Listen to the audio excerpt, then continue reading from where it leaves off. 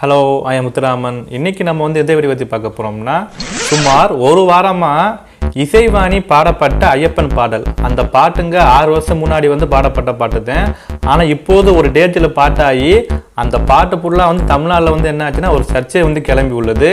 அதனால டைரக்டர் பா ரஞ்சித் மற்றும் இசைவாணி மேலே தமிழ்நாட்டில் உள்ள சில முக்கியமான அதிகாரிகளும் சரி, வேறு டைரக்டர்மாரும் சரி, நிறையா பேருமே பா ரஞ்சித் மற்றும் இசைவாணி மேலே புகார் எல்லாம் கொடுத்துருக்காங்க. இசைவாணி பல வருடங்களுக்கு முன்பு பாடப்பட்ட ஐயப்பன் பாடல் இப்போது சர்ச்சையாகுது என்ன விஷயம் சொல்லிட்டு பல விஷயங்கள் இந்த வீடியோவில் பார்க்க போகிறோம். மறந்துடாமல் உங்களுக்கெல்லாம் நம்ம ஐயப்பன் சாமி ரொம்ப பிடிச்சிருந்தா லைக் தட்டி விட்டுருங்க. இந்த மாதிரி நியூஸ் எல்லாம் தெரியணுமா என்னோட சேனலை சப்ஸ்கிரைப் மட்டும் பண்ணிக்கோங்க. அப்படியே இந்த நியூஸை பற்றி உங்களுக்கு எடுத்து கமால் பின் பண்ணிட்டு போங்க.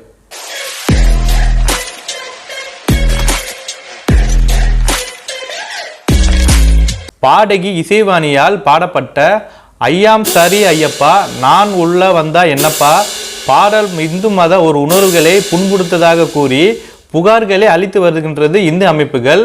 சுமார் 6 வருடங்களுக்கு முன்பாக பாடப்பட்ட ஐயப்பன் பாடல். இந்த பாடல் இப்போது சர்ச்சையாவது எதுக்காண்டி? பாடகி இசைவாணியால் பாடப்பட்ட தி கெஸ்ட் வெல்ஸ் கலெக்டிங் குழுவால் உருவாக்கப்பட்ட ஐயாம் சரி ஐயப்பா நான் உள்ளே வந்தா என்னப்பா என்ற பாடல் இந்து மத உணர்வுகளை புண்படுத்ததாகவும் இந்த பாடலை உருவாக்கி பாடியவர்களை கைது செய்ய வேண்டும் என்று தமிழ்நாட்டில் பல காவல் நிலையங்களில் புகார்லாம் கொடுத்து அப்படின்னா வராங்க. சபரிமலை ஐயப்பன் கோவிலுக்குள் பெண்களையும் அனுமதிக்கலாம் என உச்சநீதிமன்றம் அளித்த தீர்ப்பில் பின்னணியில்தான் உருவாக்கப்பட்ட இந்த பாடல் பெண்கள் உரிமை தொடர்பான கருத்துக்களை மையமாக கொண்டிருந்தது. சுமார் 6 வருடங்களுக்கு முன்பாக உருவாக்கப்பட்ட இந்த பாடலை ஒரு வாரத்துக்கு முன்பாக சமூக வலைத்தளத்தில் பரப்பப்பட்டது.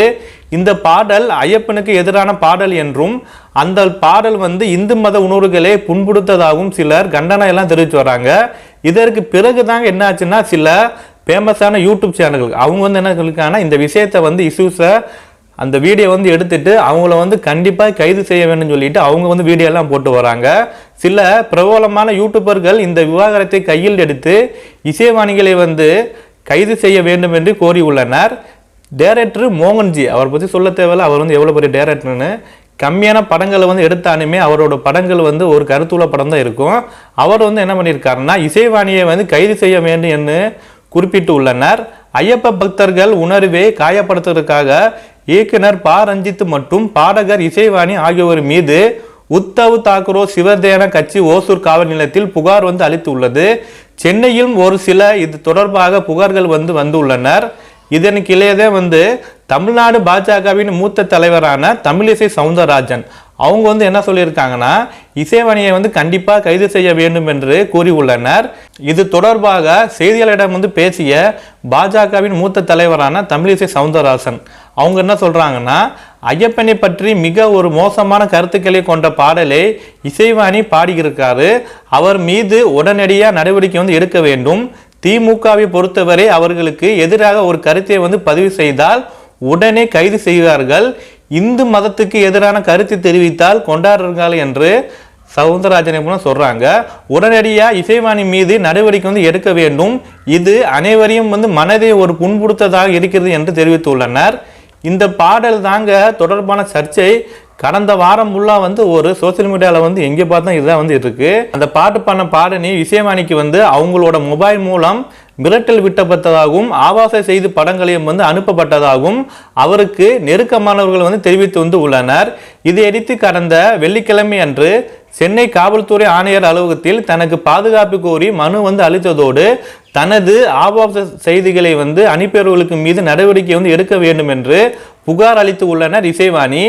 இந்த நிலையில தான் இந்த பாடல் உருவான பின்னணி குறித்து நீலம் பண்பாட்டு மையம் அறிக்கை ஒன்றை வெளியிட்டது. 2018ஆம் ஆண்டு கேரளாவில் உள்ள சபரிமலை பெண்களுக்கு செல்வது தொடர்பான வழக்கை விசாரித்த உச்சநீதிமன்றம் பாலின பாகுபாட்டை முன்வைத்து பெண்களுக்கு உரிமை மறுக்கக்கூடாது என்று தீர்ப்பளித்துள்ளது.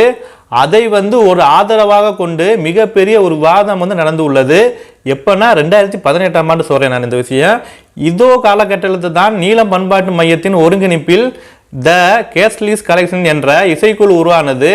சமூக படிநிலையில் நிலவும் பல்வேறு ஏற்றத்தாழ்வுகளை கலைத்து சமூக உரிமைகளை கோரும் பாடல் வரிகளோடு த கேஸ்ட்லிஸ் கலெக்ஷன் பல்வேறு பாடல்களை உருவாக்கியது என்று அறிக்கையிலும் தெரிவிக்கப்பட்டுள்ளது. மேலும் ஐயம் சாரி ஐயப்பா என்ற பாடல்களும் வந்து ஆண்டாண்டு காலமாக இங்கு பேசப்பட்டு வரும் கோவிலில் நுழைவு உரிமைகளை கோரிய வரிகளோடு துவங்கி பின் பெண்களின் உரிமைகளை பறிக்கும் பொதுவாக உரிமைகளை வந்து கோரும் பாடலாக வந்து அமைய பெற்றுள்ளது. இந்த பாடலை பாடியது இசைவாணி மட்டும்தான். எழுதி இசையமைத்தது த கேஸ்லிஸ் கலெக்ஷன் என்ற அறிக்கை வந்து குறிப்பிட்டு வந்து உள்ளது.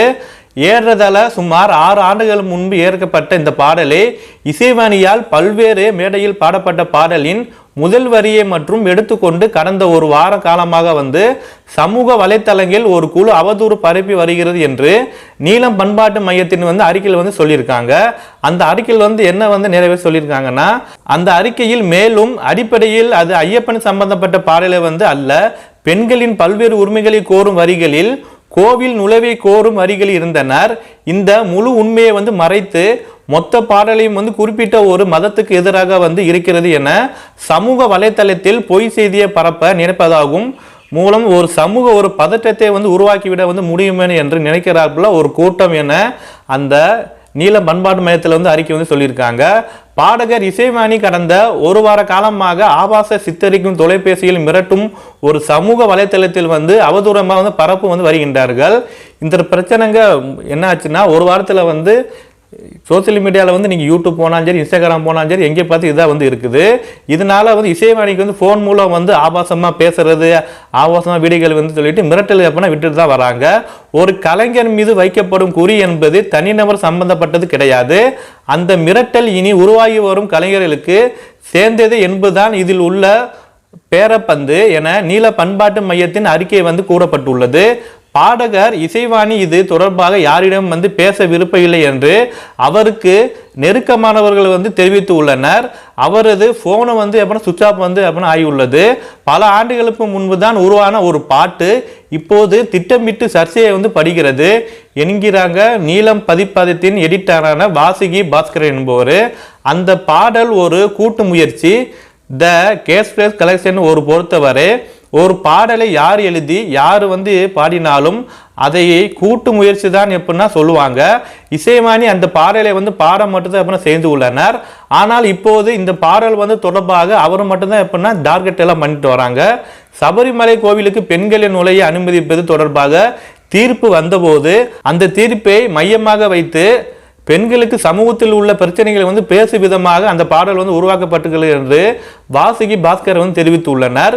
இப்போது பல ஆண்டுகளுக்கு கழித்துவிட்ட நிலையில் சபரிமலை சீசனாக பார்த்து அந்த பாட்டை வைத்து சர்ச்சையை வந்து ஏற்படுத்தியிருக்காள் என குற்றச்சாட்டுகள் வந்து கூறியுள்ளனர்.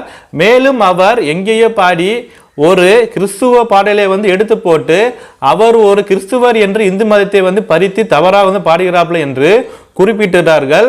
ஆகவே இந்த பிரச்சனையை வந்து ஏற்படுத்துவர்களுக்கு ஒரு மத பதட்டத்தை வந்து உருவாக்கும் நோக்கம் இருக்கிறது என கூறுகிறார்கள் வாசுகி பாஸ்கர் வந்து என்பவர்.